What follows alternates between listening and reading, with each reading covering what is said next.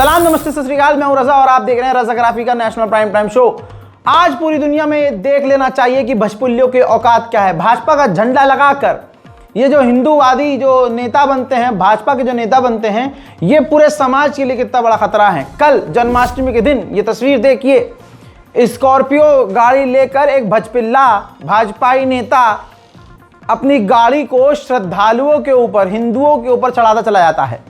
भाजपा का यह अक्षय सिंह लखनऊ में जन्माष्टमी के अवसर पर कृष्ण भक्तों पर चढ़ा दी इसने गाड़ी।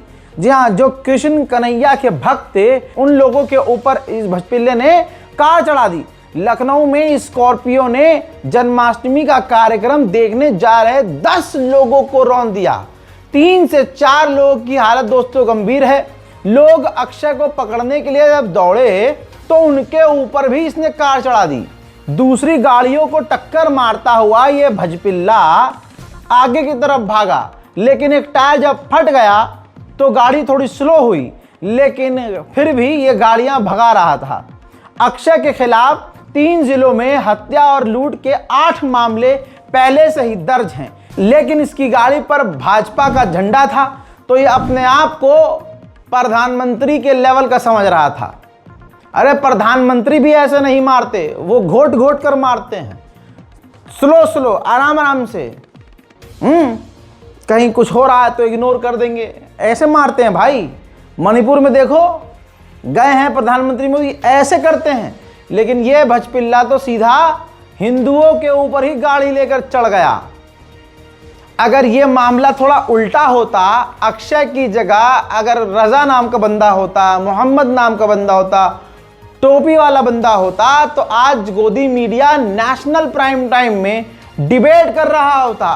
तमाम भाजपिल्ले और भाजपा का गू चाटने वाले जितने भी पत्रकार हैं, तथाकथित पत्रकार, वो चैनल पर 3-3 घंटा सिर्फ चीख रहे होते कि ये कौन सा जिहाद है, ये गाड़ी चढ़ाओ जिहाद है, ये जिहाद है और वो जिहाद है। लेकिन यहां पर सब शांति है। इस मामले में सब चुप हैं क्योंकि मारने वाला भजपिल्ला है और मरने वाले भी हिंदू हैं। भाई यहां पर ये चूक हो गई कि मारने वाला भजपिल्ला है, वरना पूरा देश पलट देता ये समाज। चढ़ाता हुआ किनारे से बिल्कुल 6-7 लोगों को घायल करता हुआ निकला है। उसके बाद भीड़ ने उसके आगे तो उसने बैक गाड़ी करी तो 2 लोग। आज देश की हालत क्या हो गई है देख के शर्म आती है। हजरात, जन्माष्टमी, ओए होए, कल थी जन्माष्टमी। उत्तर प्रदेश के जौनपुर के बदलापुर थाने में क्या जन्माष्टमी पुलिस द्वारा मनाई गई है। ये देखो, ये ओए, मजा ही आ गया भाई। देखो तो सही, मजा आ रहा है। ये मजा प्रशासन आपको देगा। आपकी बहन बेटियों का उसका अपराधी नहीं पकड़ा जाएगा, लेकिन थाने आइए आप जन्माष्टमी में, ये होगा। ये है उत्तर प्रदेश पुलिस, उत्तर प्रदेश प्रशासन। छांट के ढूंढ के नचनियां लेके आएंगे और उसके बाद नचाएंगे और आपका मनोरंजन करवाएंगे। ये है उत्तर प्रदेश जौनपुर की पुलिस। ये हमारे मुल्क की हालत है भाई। जन्माष्टमी के अवसर पर, जन्माष्टमी पर यह नंगा नाच हो रहा है, बहुत बढ़िया। यहां पर किसी की आत्मा और किसी की भावना आहत नहीं होगी, दोगले। अब जब वीडियो वायरल होता है, सोशल मीडिया पर जाता है, लोग सवाल करते हैं, तो लोग शांत करने के लिए थाना अध्यक्ष को सस्पेंड कर दिया गया है। कुछ दिन बाद वापस बुला लिया जाएगा। यही तो होता आया है। दुनिया को शांत करने के लिए, चलो दफा हो जाओ, सस्पेंड। और बाद में, अरे मिश्रा जी क्या चीज ले आए तुम, ओ मुझे ये 9 लखा तो तुम यार बंद कमरे में करवा करो। ये कौन करवाता है पब्लिक के सामने। ये होता है और यही चल रहा है यहाँ पे भैया। हजरात, हस्त मैथुन जिहाद कर रहे हैं हिंदू, हस्त मैथुन जिहाद।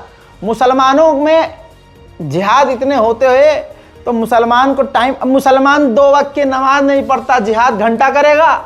और जिहाद करेगा तो ये जिहाद, लैंड जिहाद, यूपीएससी जिहाद, नींद जिहाद, लव जिहाद, मतलब मुसलमान जो करे वो जिहाद।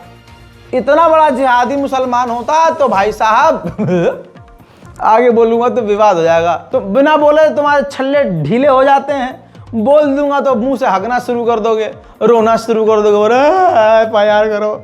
एक और 53 FIR में हमारा कुछ उखाड़ पाए हो? संविधान से चलते हैं, संविधान जो हमें अधिकार देता है वही करते हैं, तुम्हारी तरह सड़क पर उतर कर दंगा नहीं करते हैं। हजरात, हस्त मैथून जिहाद करने वालों का नाम सुनेंगे आप तो हैरत करेंगे। रिपोर्ट टाइम्स ऑफ इंडिया की है। हस्त मैथुन जिहाद करता हुआ 32 साल का एक लौंडा जिसका नाम अभिलाष कुमार है, ये हिंदूवादी गुड़गांव में हस्त मैथुन जिहाद कर रहा था, मैस्टरबेट कर रहा था, ठीक है, और अपनी प्राइवेट चीज जो है सरकारी समझ के, ये मतलब सरकार जो चलाती है ना प्रोग्राम, 15 अगस्त के बाद सोचो हाँ ये प्रोग्राम मोदी जी ने लॉन्च किया है, तो गलत हरकत और अपनी प्राइवेट चीज़ फ्लैश कर रहा था लड़की को और मैस्टरबेट कर रहा था। अब लड़की ने कंप्लेन किया नहीं पता, लेकिन जाहिर सी बात है लड़की घबराई होगी, डरी होगी। तो जब CCTV चेक किया ऑन द स्पॉट तो पता चला कि हाँ अभिलाष कुमार तो देश का विकास कर रहे हैं, ऐसा खतरनाक विकास कि मोदी जी सुन ले तो 15 अगस्त पे वो झंडा फहराना न जाए शर्म से कि ये मेरा दोस्त क्या कर रहे हैं, ये युवाओं को मैंने कौन से काम में डाल दिया है। इतना बेरोजगार कि बैग टांगे, आगे बैग टांग कर जिप में हाथ डालकर विकास कर रहा था। अब विकास का ये CCTV फुटेज कंप्लेन के बाद सामने आया तो अभिलाष साहब को, जो देश का विकास कर रहे थे संस्कारी, राजीव चौक मेट्रो स्टेशन से इन्हें वहां गिरफ्तार कर लिया गया। पूरी रिपोर्ट है, कोई फेक रिपोर्ट नहीं है, जो लिखा है, जो जानकारी है वही मैंने आपको शेयर करी है। आइए, आपने देख लिया कि इतिहास मिटाया जा रहा है, इतिहास के पन्नों से पूरे पन्ने और चैप्टर गायब किए जा रहे हैं और उनकी जगह संघ को और संघियों को और जिन्होंने अंग्रेजों का पिछवाड़ा चाटा है, ऐसे पूरा एकदम जबान से मुंह घुसा घुसा के उनको क्रांतिकारी बताने की कोशिश की जा रही है। पूरे देश में पूरा सिस्टम अब संघियों का है, संघ का है। आज एक खबर आपके टीवी चैनलों पर आएगी और पूरा दिन मोदी सरकार के टटपुंजिए गोदी मीडिया इस आदमी को हाईलाइट करेंगे। ये कच्छे में जो नजर आ रहा आदमी है, ये आज का बीजेपी का वाइस प्रेसिडेंट कैंडिडेट है, नाम है CP राधाकृष्णन। मजेदार बात यह है कि 2004, 2014 और 2019 में यह बुरी तरह से हारा हुआ आदमी है, लेकिन आज जब इसे बीजेपी का वाइस प्रेसिडेंट जो कि बनाया गया है, कैंडिडेट बनाया गया है, तो आज गोदी मीडिया इसको मास्टर स्ट्रोक बताएगा। जी हाँ, अब ये जो बीजेपी का कैंडिडेट होगा और है ही, ये कहां से जुड़ा हुआ है, इसकी जड़ें कहां हैं, ये कहां से निकल के आया है, आपको पहले ही तस्वीर में दिखा चुका हूं। अंडवे अपने ही डुलुलू में रहते हैं, अंधभक्तों की जिंदगी से भी बदतर है। जी हाँ, इन्हें काट के फेंकते रहो, ये उगते रहते हैं, कोई सीधा नहीं होता है, सारे वैसे ही घुंघराले टेढ़े मेढ़े होते हैं। इनका दिमाग ठीक वैसे ही शर्मगाह की बालों जैसा होता है, सीधा नहीं होता है, घुचुर मुचुर होता है। इनसे 3 सवाल कर दो तो टूट के गिर जाते हैं। भैया जी हम अरे अभी थोड़ी ना कहे, अब पे लेंगे। अंधभक्तों की जिंदगी ये है। चलिए शुरू करते हैं। 2045 तक जो मोदी जी ने हमारा टारगेट, डॉलर को पीछे कर देंगे, रुपए की जो वैल्यू है वो बढ़ेगी। अब एक बार खड़े हो जाइए। अभी हम लोग डॉलर को पीछे करने वाले हैं। हाँ जी, कब करेंगे? 2045 का टारगेट है। 2045? जी। लेकिन मोदी जी 2047 में कह रहे हैं कि हम विश्वगुरु बनेंगे। हाँ, 45 या 47? मेरा तो 45 का पता है। 45। तो 2045 तक जो डॉलर है वो कमजोर हो जाएगा और रुपया मजबूत हो जाएगा। रुपया मजबूत हो जाएगा। कैसे? ये तो नहीं पता, लेकिन मोदी जी हमको भरोसा दिलाए हैं, कहे हैं इस चीज़ को। तो मोदी जी ने कहा था कि 2022 तक हम मतलब हर साल हम 2 करोड़ रोजगार देंगे, 2022 तक किसानों की आय दोगुनी हो जाएगी। उन्होंने कहा था कि 2022 तक हर गरीब के पास पक्का मकान हो जाएगा, उन्होंने कहा था कि 2022 तक आर्थिक स्थिति किसानों की बहुत अच्छी हो जाएगी। जैसे हम मान लें 2047 तक हम डॉलर को पीछे छोड़ देंगे। नहीं वो बात तो सही है, लेकिन अभी कहा कि हम डॉलर को पीछे कर देंगे। अभी डॉलर का क्या रेट है? आई थिंक 80 रुपये है शायद। अब गूगल निकालिए,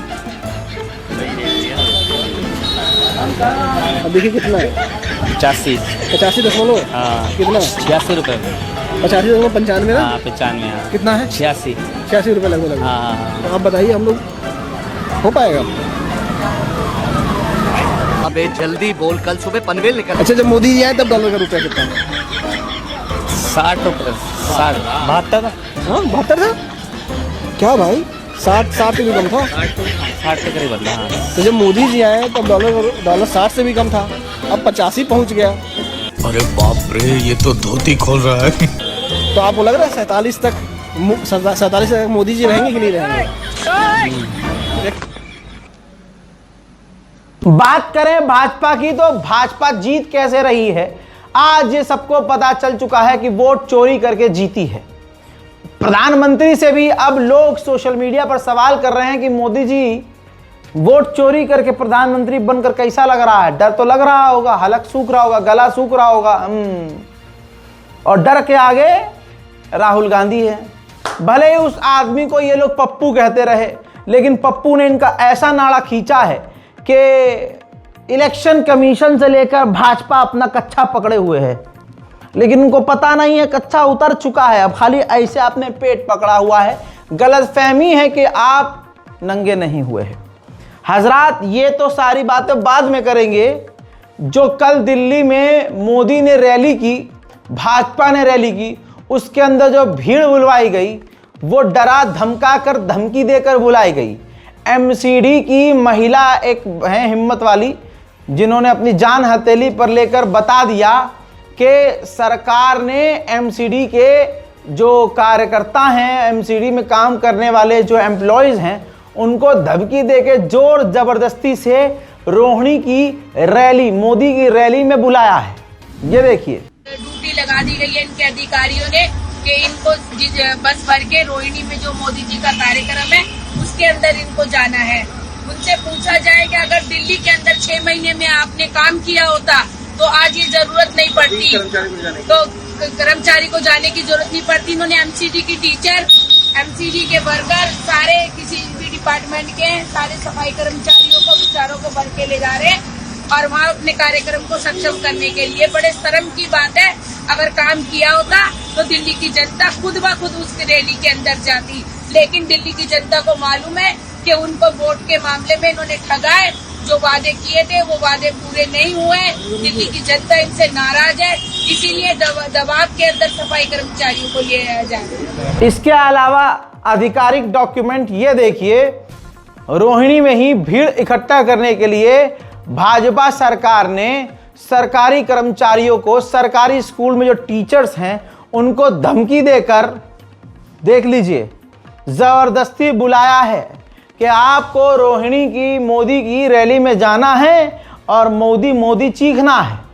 इस तरह से नौकरी तो युवाओं को देती नहीं ये मोदी सरकार, और जिनको दी है उनको कुत्ते की तरह अपने पीछे लगाती है ये मोदी सरकार। देखिए, ये बात तो बिल्कुल क्लियर है कि अब जनता को समझ में आ चुका है, और जो मोदी के समर्थक हैं वो भी समझ चुके हैं कि मोदी जीत कैसे रहे हैं। इंस्टाग्राम पर तो भाई साहब गदर मचा रखा है, लोगों ने जलील कर रखा है। ये देखिए, एस्थेटिक मनी लिखता है और दो मोदी को वोट, तो ये दूसरा अकाउंट रिप्लाई करता है, देने की जरूरत नहीं, वो खुद ले लेते हैं।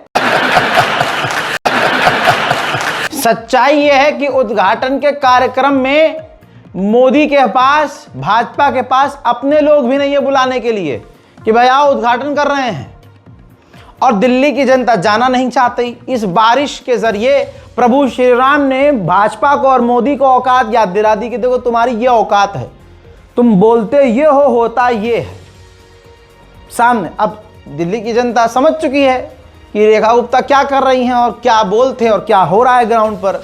दिल्ली के लोग थोड़ी बेवकूफ़ हैं, थोड़ा हाँ हिंदू मुसलमान के पछड़े में पड़ के हमारे जो हिंदू भाई हैं वो बहक गए, उन्होंने भाजपा का खुद दबाया बटन, और उसके बाद आज जब वो खुद नाले में डूब रहे हैं, उनके घर टूट रहे हैं, मंदिर तोड़े जा रहे हैं, सड़कें डूब रही हैं, तो उनको अकल आई। भाई साहब, एमसीडी के कार्यकर्ताओं को और एमसीडी में जो नौकरी कर रहे हैं उनको एक और वीडियो है, जबरदस्ती उनको मोदी की रैली और मोदी के उद्घाटन में, किसी भी उद्घाटन के प्रोग्राम में भाजपा सरकार डरा धमकाकर एमसीडी के कर्मचारियों को बुला रही है।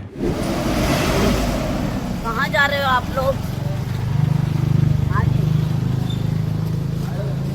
मैं कह रही हूँ आज छुट्टी का दिन है, आप कहाँ जा रहे हो ये बताइए ना मुझे। ये एमसीडी विभाग और ये आंगनबाड़ी और ये टीचर्स वगैरह को इस तरीके से मोदी जी अपने समर्थक बुलाए ना, क्या ज़रूरत है इन्होंने मेरे सफाई कर्मचारियों को बुलाने की और बसें भरवा कर वो रोनी वहाँ पे जो है दिखाना चाह रहे हैं भीड़ भाड़ को। क्या इनका अपना कोई वजूद नहीं है? क्या अपने कोई इनके कार्यकर्ता नहीं है, समर्थक नहीं है? आज जो है इस तरीके से सारे सफाई कर्मचारी आंगनबाड़ी और टीचर्स वगैरह के लिए तो ये बसों को ले आ रहे हैं, तो ये व्यवस्था ठीक नहीं है। मोदी के लिए बहुत शर्म वाली बात है। 4 इंजन की सरकार है और आज भी है मेरे एमसीडी के कर्मचारी इनका जो सरकारी तंत्र का इस्तेमाल कर रहे हैं, ये चीज़ गलत है, ये बहुत गलत है और ये शर्मनाक बात है। ये इनको ऐसा नहीं करना चाहिए।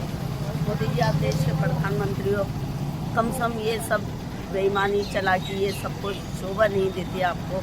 आज मेरे और ये देखो आज छुट्टी का दिन है और सारे कर्मचारियों को बुलाकर डिस्टर्ब किया हुआ है कि वहाँ चलो और इन पर प्रेशर डाला हुआ है, तो ये सब बातें बहुत गलत हैं।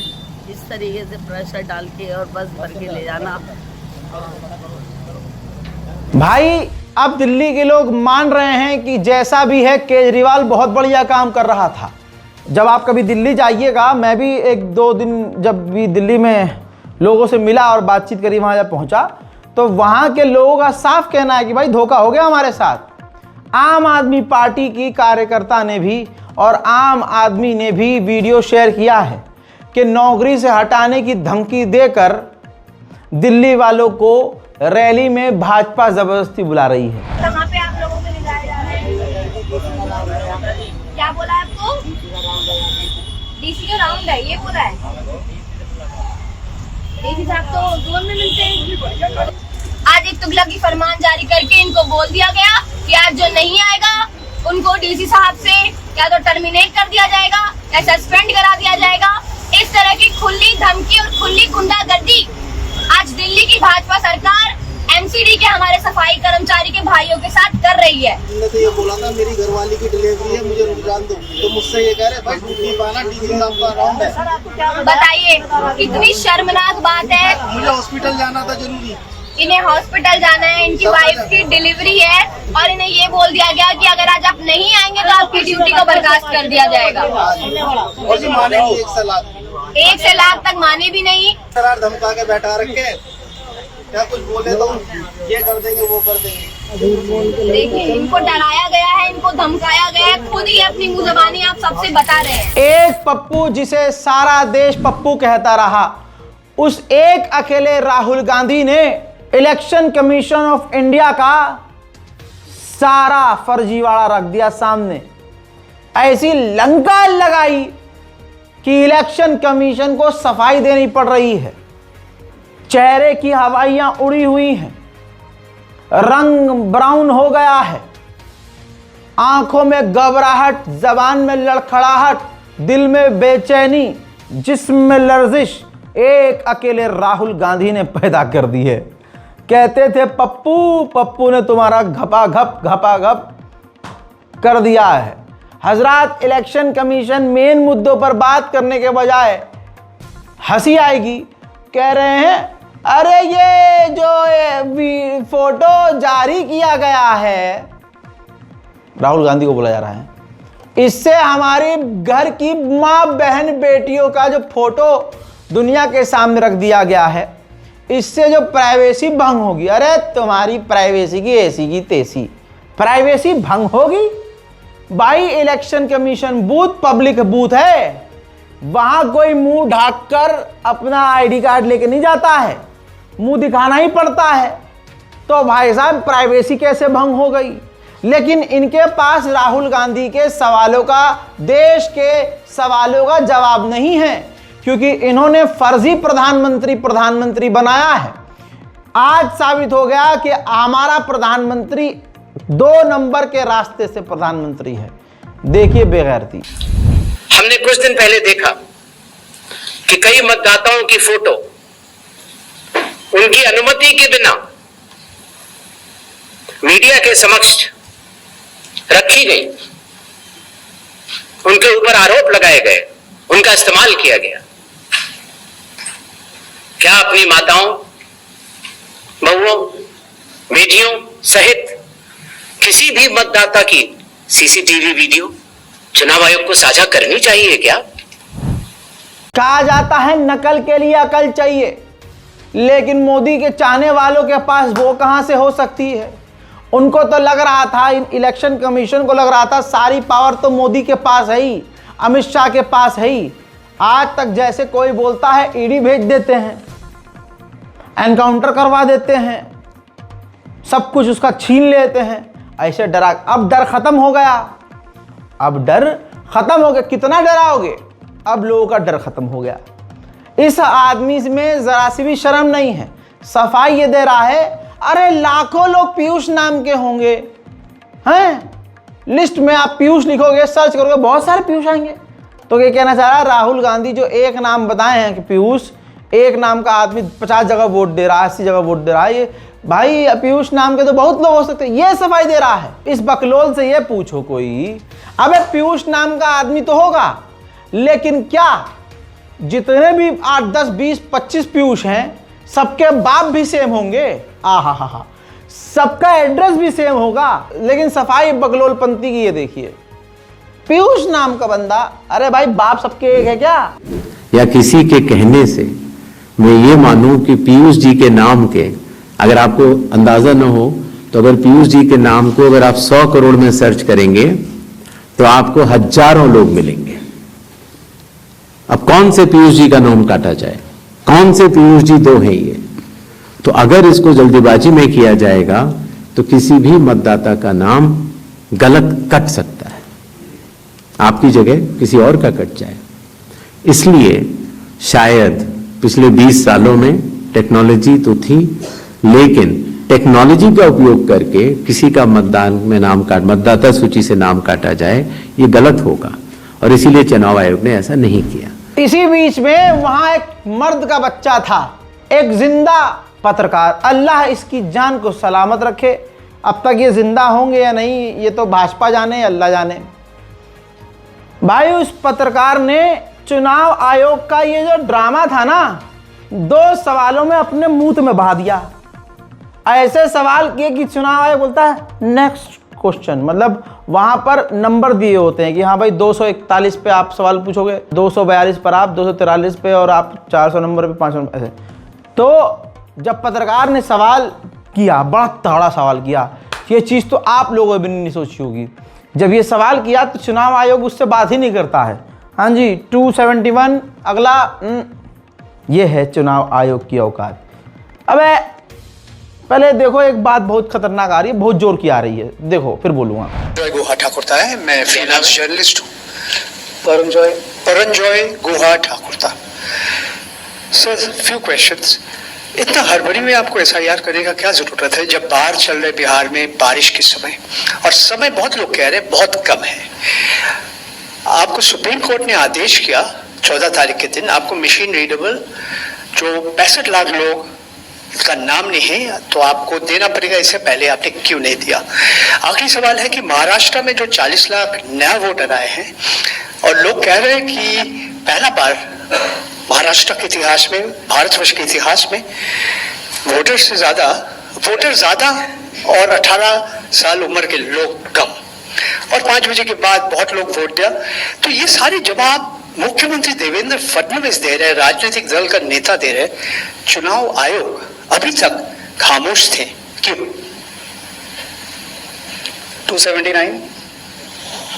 अब सुनिए, बहुत जोर के रोक कर रखा था मैंने जो बात आ रही थी। अब समझ में आया? चुनाव आयोग, मोदी जी प्रेस कॉन्फ्रेंस क्यों नहीं करते?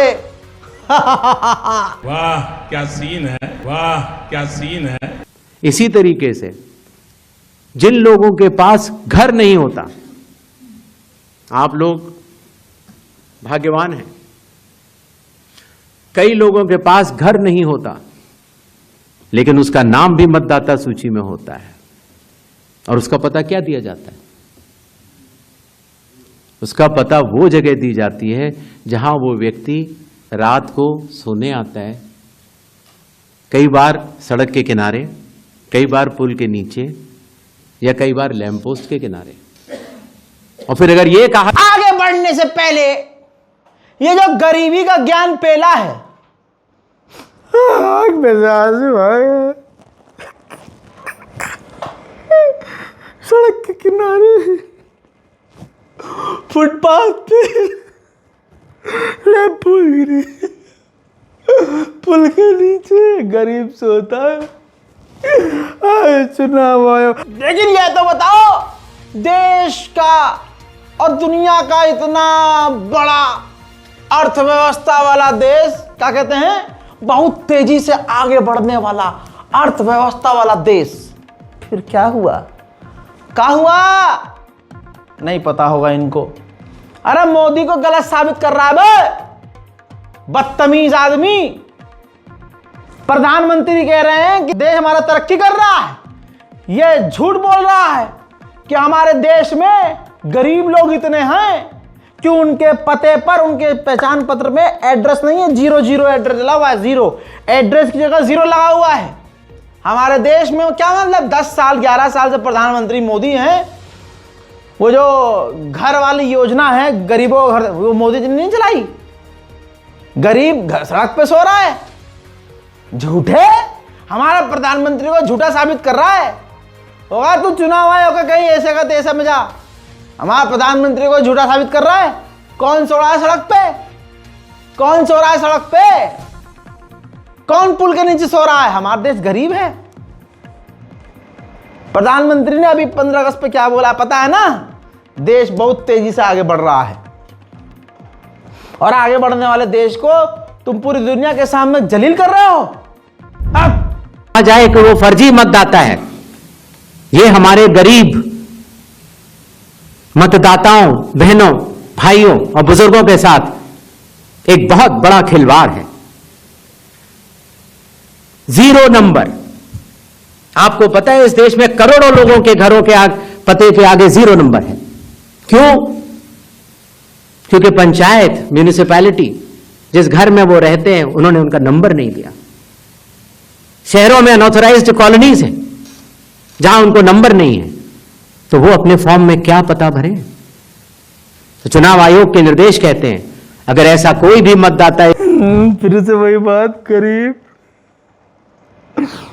लेकिन आगे इन्होंने कहा कि जिन लोगों को पता नहीं होता उनके पते पर 0 लिखते हैं हम, और ये गरीबों का मजाक। राहुल गांधी ने गरीबों का मजाक उड़ा दिया। किसान आंदोलन पर किसानों के ऊपर ट्रक चढ़वाया था मोदी ने, तो किसानों का अपमान नहीं हुआ, राहुल गांधी ने बोल दिया तो अपमान हो गया। अरे राहुल गांधी को जेल में डाल दो, राहुल गांधी को गोली मार दो। ये है इनकी औकात, औकात है इनकी। जाने अनजाने में भाजपा की पोल खोल दी कि आज देश में गरीबी कितनी है। लाखों लोग 0 पते के एड्रेस पे रह रहे हैं। चलो मान लिया भाई 0 पता है, भाई हमने ये भी मान लिया पीयूष नाम का बंदा 10 तरह का होता है, 10 आदमी होता है पीयूष नाम का, तो सबका बाप एक होता है क्या? सब छोड़िए, पिता के नाम की जगह पता है IJKSTTMLR ऐसे लगा हुआ आया है कईयों के आईडी कार्ड पर। जब राहुल गांधी ने वो सवाल किया तो ये ज्ञान स्पीच देने आ रहे हैं, देशभक्ति का ज्ञान पेल रहे हैं, राहुल गांधी का जवाब नहीं दे पा रहे हैं। कह रहे हैं राहुल गांधी को माफी मांगनी पड़ेगी देश से। अबे आज मुझे मोदी का वो बयान याद आ रहा है जब पूरे हिंदुस्तान को बेवकूफ बनाकर प्रधानमंत्री ने कहा था कि मुझे भाइयों बहनों 50 दिन दीजिए, 50 दिन मैं आपको वैसा भारत दूंगा जैसा आप चाहते हैं। आप मुझे गोवा में, वो बोल रहे थे मोदी जी गोवा में, और जब मैंने उनके बयान को अच्छे से सुना तो मैंने देखा कि उनके मुंह से सच निकला। यह हमारे देश का प्रधानमंत्री सच्चा है। पहले सच ही निकलता है जाने अनजाने में, फिर उसके बाद झूठ की परतें चढ़ती हैं। इस आदमी के मुंह से आज जो हमारे देश के प्रधानमंत्री हैं माननीय नरेंद्र जी मोदी, इनके मुंह से निकला था, भाइयों बहनों आप मुझे सिर्फ 50 साल, मैं 50 दिन 50 दिन 50 साल 50 साल निकला था इनके मुंह से। वही सच है। अगले 50 साल तक मोदी का प्लान यही है कि मैं ही रहूंगा। 50 साल भाइयों बहनों, 50 साल भाइयों बहनों, 50 साल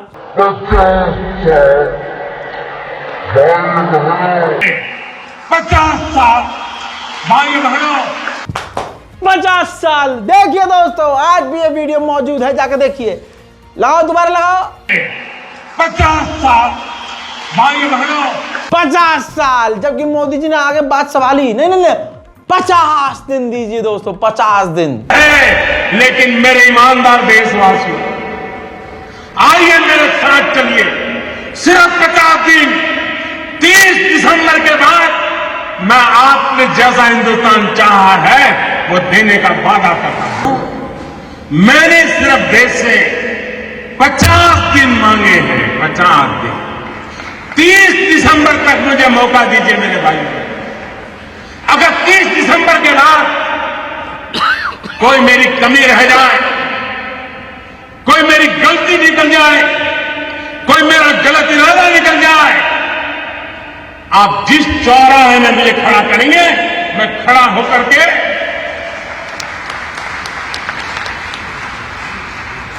देश जो सजा करेगा वो सजा भुगतने के लिए तैयार है। तो दोस्तों 50 दिन मांगे थे काला धन वापस लाने के लिए और हमारा जैसा इमेजिनेशन है वैसा भारत बनाने के लिए। 50 दिन जोड़ो भाई साहब। यहां सालों साल निकल गए, चौराहे पर फांसी खाने को तैयार थे, चौराहे पर सजा। अच्छा, आदमी अब झूठ बोलता है, मक्कारी करता है तो लंबा लंबा पॉज लेता है। आपने बयान में सुना ना, जब इन्होंने बोला के बीच चौराहे पर, अब उनके मुंह में था कि फांसी दे देना, गोली मार देना, जूता मार देना, चप्पल फेंक देना मेरे ऊपर, लेकिन उन्होंने सोचा नहीं ये जनता सच में कर देगी, फिर मैं क्या करूँगा। तो उन्होंने उस पॉज में सोचा, फिर उसके बाद आगे उन्होंने बयान दिया। ये वो भारत है जिसकी हम कामना कर रहे थे। अरे मोदी के पुराने ही बयान सुन लो भचपिल्लो, तुम्हें खुद शर्म आ जाएगी। चुनाव आयोग धोती खोल के नंगा होकर सामने आकर भाजपा के फर्जी वादे को बचा रहा है, जहां ये साबित करना चाह रहे हैं कि कोई एक बार से ज्यादा वोट नहीं डाल सकता। चुनाव आयोग के शर्त पर चढ़कर बच्चे मूत रहे हैं जो पहली दूसरी बार वोट डालने गए थे। एक बंदे ने 8 बार वोट डाला था। चुनाव आयोग हेलो देखो, जब कोई वोटर वोट करने जाता है और वो बटन दबाता है तो एक ही बार दबा सकता है। ये है नंबर दूसरा, तीसरा नंबर विवेक का है, तीसरा, ये है चौथा नंबर, पांचवा है, 5 वोट डाल चुका हूँ, 6वां लेके जा रहा हूँ, 6वां, 7वां। चुनाव आयोग ने भाजपा को बचाने के लिए प्रेस वार्ता करके अपने ऊपर प्रेस करके सीधा करवा लिया है और अपने आप को पूरी तरह से दुनिया के सामने एक्सपोज कर दिया कि भाई हम तो नंगे हैं और जो आरोप लगे हैं सच्चे हैं। कैसे? पत्रकार ने साफ साफ पूछा कि भैया अगर आप पर कोई आरोप लगा है तो आप उसकी जांच करोगे, पूछताछ करोगे, सवाल जवाब उस पर सफाई दोगे, उस पर सबूत पेश करोगे, या आप जिसने कंप्लेंट करी है उसकी कलई खोलने में लगोगे। अरे ये तो राहुल गांधी है, अरे ये तो भाई साहब जवाब नहीं है इलेक्शन कमीशन के पास, सिर्फ भाषणबाजी है जो कि भाषण लिखकर मोदी के द्वारा इनको दिया गया है कि यही पढ़ देना। चुनाव आयोग के सामने सबसे इंपॉर्टेंट चीज यह है कि अगर किसी चीज की शिकायत की जा रही है तो क्या चुनाव आयोग सबसे पहले शिकायत की जांच करने पे जोर देगा या शिकायतकर्ता कौन है उसकी जो है वो कलई खोलने पे जोर देगा। ये एक ऐसी सवाल, एक कॉन्स्टिट्यूशनल इंस्टीट्यूशन पे इस तरह का दाग भी लगना अपने आप में शर्मनाक है। यानी अगर उससे आप हमें बचाइए, इस देश को तो बचाइए, इस डेमोक्रेसी को बचाइए, हम आपसे ये उम्मीद करते हैं। अरे इससे पहले राहुल गांधी ने नंगा कर दिया था इलेक्शन कमीशन को फिर से कि जो बात मैंने कही, जो आंकड़े मैंने रखे, उस पर इलेक्शन कमीशन मुझसे एफिडेविट मांग रहा है। और भाजपा ने अभी 2 दिन पहले जब प्रेस कॉन्फ्रेंस चुनाव आयोग पे की और सवाल किए और बातें रखी, सफाई रखी, आंकड़े रखे, तो एफिडेविट चुनाव आयोग ने भाजपा से और किसी और से नहीं मांगा, सिर्फ मुझसे एफिडेविट मांगा कि भाई ये आंकड़े जो तुमने रखे हैं, जो सबूत रखे हैं, ये बिल्कुल सही हैं। जबकि ये आंकड़े उन्हीं के हैं, उन्हीं के डेटा में हैं, उन्हीं की वेबसाइट पर हैं। नंगेपन की इंतहा है दोस्तों। कहने वाले पप्पू राहुल गांधी को कहते रहे, दुनिया के सामने आज सारे भजपिल्ले पप्पू साबित हो गए। इलेक्शन कमीशन ने मुझसे एफिडेविट मांगा और किसी से एफिडेविट नहीं मांगा। कुछ दिन पहले बीजेपी के लोग प्रेस कॉन्फ्रेंस करते हैं, उनसे कोई एफिडेविट नहीं मांगा, मुझसे एफिडेविट मांगा। कहते हैं कि आप एफिडेविट दो कि आपने जो हमें कहा, आपने जो डेटा रखा है वो सही है। उन्हीं का डेटा है, उन्हीं के आंकड़े हैं, मुझसे एफिडेविट मांग रहे हैं। हमने उनसे सीसीटीवी जो वीडियोग्राफी है वो मांगी, मना कर दी। ये हाल है हमारे मुल्क का। एक बात तो क्लियर हो गई है, आज जो मोदी जिस कुर्सी पे बैठे हैं वो ईमानदारी से हासिल की हुई नहीं है। ये बात क्लियर है कि हम ईवीएम में फंसे रहे, यहाँ तो पूरा इलेक्शन कमीशन ही हैक किया गया है मोदी के द्वारा। अब आगे आपको समझ में आ गया होगा कि मैं क्यों कहता था हमेशा आएगा तो मोदी ही, चाहे हिंदू एक भी वोट न डालें। ये सब ड्रामा है दोस्तों। इसीलिए आप पिछले समय से देख रहे हैं दंगे हो रहे हैं। जब जब कहीं चुनाव होता है दंगा फसाद शुरू होता है। धर्म के नाम पर एक ही समुदाय दंगा मचाता है, दंगा करता है, दंगा भड़काता है। मुझे नाम लेने की जरूरत नहीं है, समझदार आप भी हैं और समझदार को इशारा काफ़ी है। ये हमारे हिंदुस्तान, हमारे भारतवर्ष की आज हालत है। इस रिपोर्ट को शेयर करना बिल्कुल मत भूलिएगा।